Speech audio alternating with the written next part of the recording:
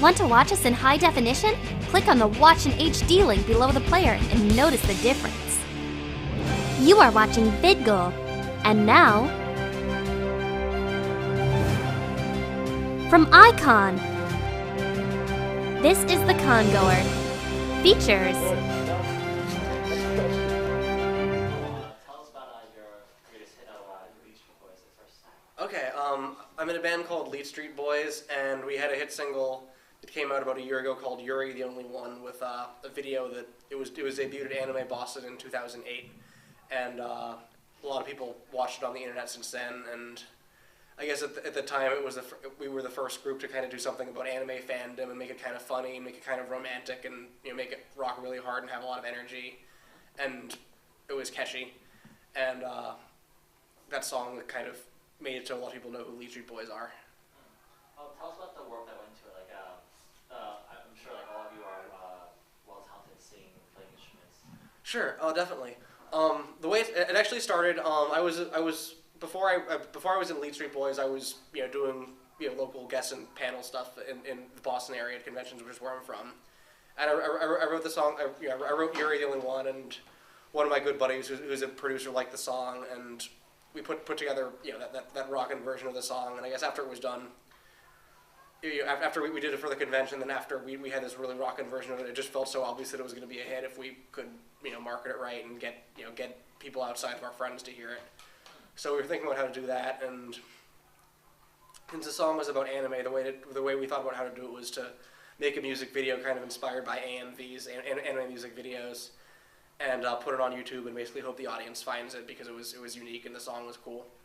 So after the recording was done, I mean, we'd already been playing the song at local conventions, and kids were getting really excited about the rave dances and things like that. So I hired an animator off DeviantArt, and we worked together with him making the video, and that took about 4 or 5 months, and many late nights, wake up at like 3 in the morning to be like, can you check something I just did? And I'd look at it and be like, yeah, this is cool, or change this or whatever. And just a lot of love and dedication went into that video, and I guess I feel like it shows in the final work.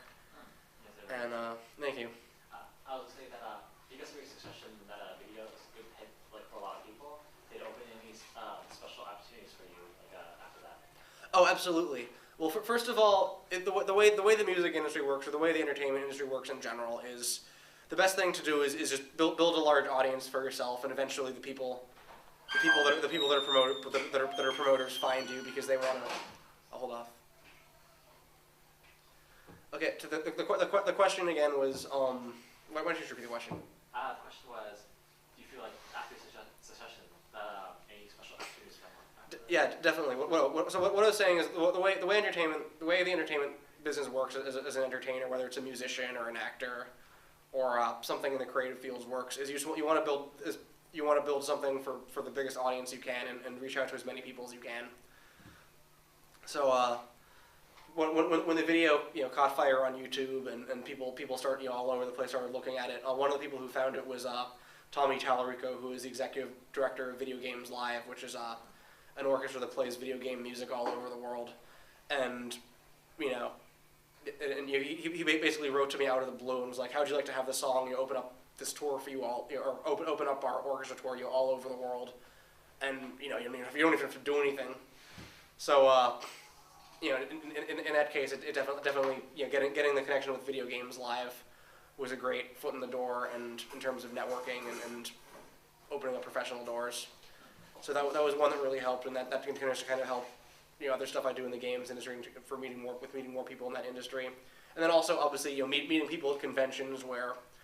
Now it seems like a lot of people know who LeetStreet Boys is because of Yuri, the Only One, and people aren't thinking, oh, should we have LeetStreet Boys play here, or there's a jam band that plays the Mario song, the next town over, and maybe we should have them instead. It's kind of, people see it as kind of a more well-known thing because there's an audience that's national there. So I guess both in the video game industry has opened doors, and then in the anime fandom community.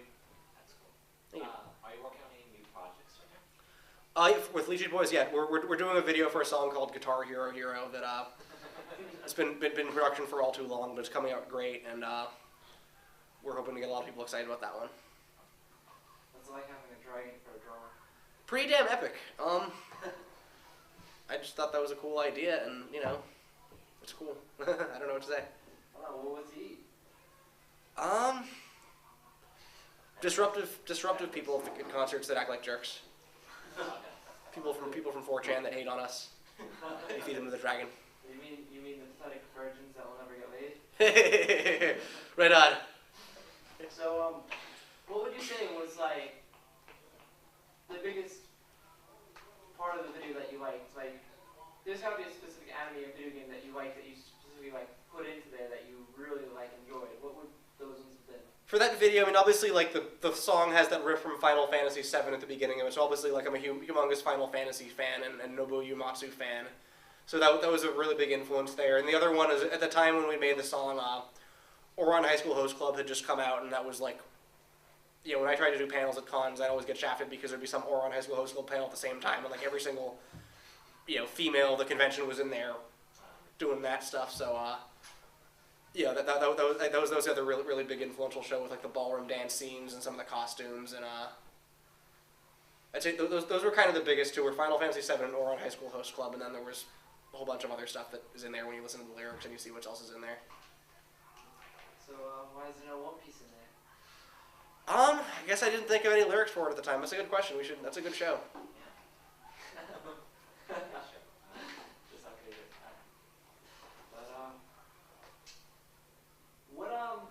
What were you doing before you were creating these songs? Good question. Before I was doing LeetStreet Boys, I was doing, because the other thing I do is I work in the games industry professional, doing, you know, music for games and audio for games and, you know, sound design, dialogue, stuff like that. And I was doing just panels as a volunteer, just like, let's write an anime theme song at a convention and do it in 2 hours, and just, you know, ridiculous fun stuff that wasn't really for profit or anything like that. It was just to, you know, because I liked being around anime fans, and I liked going to cons, and I liked writing music, or liked writing original music. So I guess before LeetStreet Boys, I was doing that for about a year, and then that one song got really popular, and I realized that I didn't really have time to do both anymore. So I started basically concentrating on LeetStreet Boys because it was just, you know, it was just getting popular so quickly. Yeah, just getting back to that. Yeah, it was fun. Yeah, we got a lot of fan mail, but when it first started, we got a ton of hate mail too from websites like 4chan that were all like, "Oh, well, you can't write an anime song if you're not Japanese," or yeah, or just stupid things like, you know, sexual, you know, negative sexual slurs or racial. You know, you guys are insert. What? Whiteys. Yeah, exactly. You guys are whiteys and you guys are hetero. There's all kinds of nasty, stupid slurs. People writing that, but it's great in a way because they'd be like, "Oh my god, this video is so terrible. Now I'm going to go show 20 people and show them all how bad it is." Yeah. And then of course some of them like it, and it's basically just free marketing, and you know, at the end, you know, you'll laugh at the end of the day. And if the first time you get comments that are like, "I hate you," like, "I hope you die," and "You're a loser," you have a bad day, and maybe you feel pretty bad about it. But then after about 100, it's like, "Oh, another death threat, another, you know, whatever. The world goes on. Don't really care." All you gotta say is when they say, "I hate you," and I want you to die, you just say, "Well, I hate you even more, and I want you to die even more." It's not even worth encouraging. I mean, we got some ridiculous emails, and I you know, send them to people that worked on it, or send them around to my friends. They're just funny, ridiculous hate mail. But you don't really want to encourage, you know, idiots, I guess. Well, Too much. I mean, they're just all talking, no action. They sit behind their computer and they're at home. Like I said, they're all lonely virgins that sit on their computer and they bash everyone. They have nothing to do. They're like this fat sitting there. They're never gonna leave that chair. They're like ordering Pizza Hut from like whatever seat they're in. We don't want to feed the trolls either. yeah. As it were. I mean, I think we're gonna try to find fun ways to call out all the trolls, because it's fun. It's fun getting, you know, the ridiculous stuff that they, you know, it's fun reading all the ridiculous hate and fun stuff. But Actually, should do a 4chan song. It'd be kind of cool. Like a. we definitely have references to 4chan in our songs. You should do like an anti-4chan song. I don't want to hate on 4chan. 5chan. We definitely have the 4chan audience built in mind when making those songs. Well, you should at least get rid of the B part of it. What? The B part. I mean, 4chan in general, when you think of 4chan, you don't think of 4chan as a whole, you think of B. Mhm. You should bash on B. We've got some surprises for the beatards coming up in our next video. So, other than that, of course, you get really good fan mail. Is there any specific like place that you get any website that specifically is like always sending you like positive as opposed to negative ones like 4chan? Video Games Live, certainly, just all conventions. I mean, that's more, there's not really like one centralized website for, otaku that go to anime conventions, but that's just kind of, people from anime conventions all over the place seem to find it and tell each other, and that's helped a lot. It's been on some other blogs like Joystick and Destructoid. Girls Entertainment Network is another one that kind of helped us out early on. VG Cats. Like different blogs of that also kind of right for the anime audience in mind. I've been posting it on there, and people generally like it. But it's been more kind of, I guess, decentralized with people that are fans. So when you're like just normally walking down the street, do you ever get someone that just jumps on you like, oh my god, it's LeetStreet? Only at a con. I mean, not No, like in the supermarket, shopping for groceries or anything like that. That would be weird. Tell us about the creation of your band's name. Okay. Well, we wrote "You're the Only One," and it just started like all it started was at first we were gonna do this.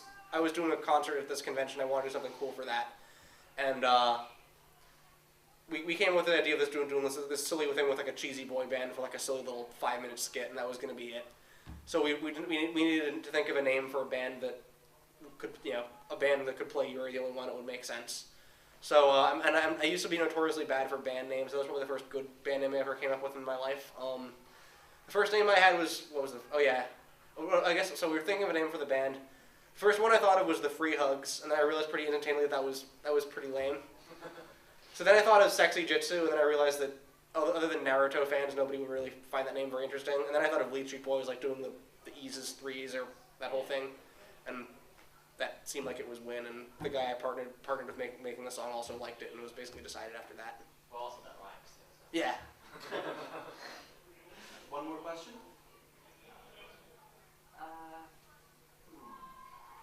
What was your biggest influence growing up?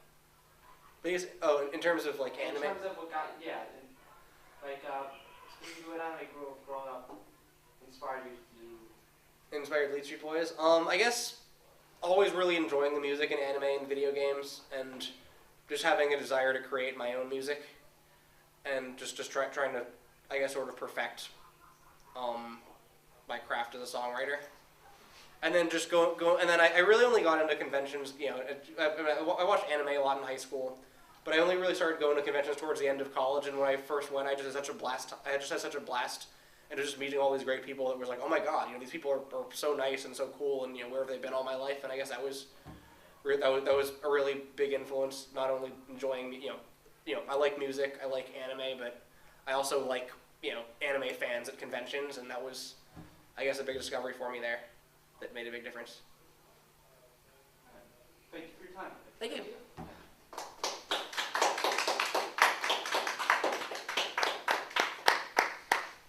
Are you going to be performing here at Icon? Yes, we'll be performing tomorrow at 12 noon in the Holiday Inn. Okay. And we've got CDs and everything for sale. Alright, awesome. Cool, hope to see you guys there. Do you have a special symbol or album for LeetStreet Boys? Yeah, we have an album out. No, album. A special symbol, There's a logo. We've got buttons with it. It looks kind of like a boy band logo. It's got the threes, and it's got cherry blossoms, and there you go. Yeah, that's kind of the logo that people recognize. Thanks for your time. Yeah, thank you guys. Thanks for putting this together. No problem. For more of The Con Goer, go to thisisthecon.com. That's thisisthecon.com, or log on to vidgle.com. That's vidgle.com.